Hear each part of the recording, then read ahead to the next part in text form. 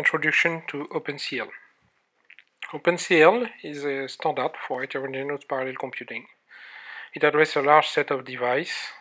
It goes from usual computers, servers, accelerators, and mobile devices. The execution model of OpenCL is the same as CUDA.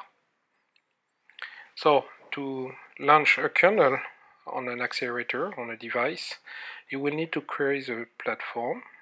So to have calls to routine doing that, select a device, create command queues, create buffers, and then compile a kernel, set the arguments, and execute the kernel. Today we will only go to the creation of the device and the command queue and the buffers.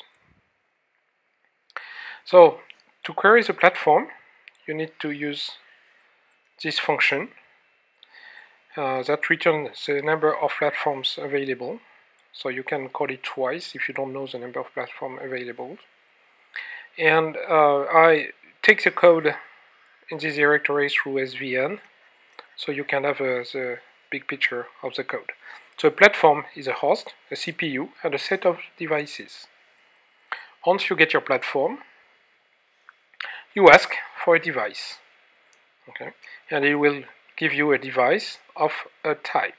So this is here, a device can be GPU or CPU. OpenCL can run on both of them. If you are on mic, this part should be accelerator.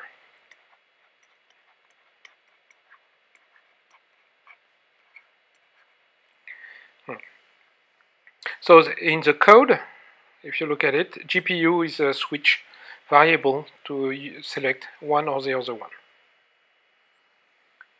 Then you need to create command queues. Command queues are where you will put the commands to the device.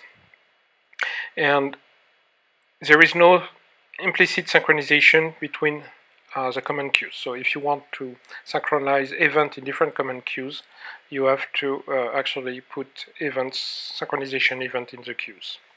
So the first things you need to do to get a queue is to create a context, and the context will gather the set of queues you get. Then you create the command queues. As you can see, OpenCL is a bit verbose. Next step, you want to create your buffer. So this will create the buffers. This is the size of the buffer. The buffer is created in the GPU memory. Then you unqueue the writing of the buffer. So that's CPU to GPU, and this one is from GPU to CPU. So this is the CPU data that is copied on the GPU, and here this is the CPU data that is updated by this command. Okay, so the questions for this part of the course: use this program on your machine and on the mic, Intel mic, to see what are the platforms available. Then you can use the OpenCL intro code to measure the PCIX bandwidth for various data size. So look at how much bandwidth you can get compared to the peak performance of the PCIX bus.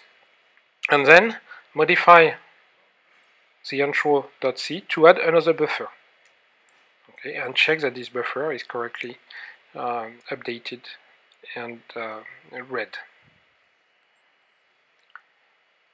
So you can look at tutorials that are available on the web on this subject, and there is also a large description of OpenCL on the Khronos Association website. So see you in class.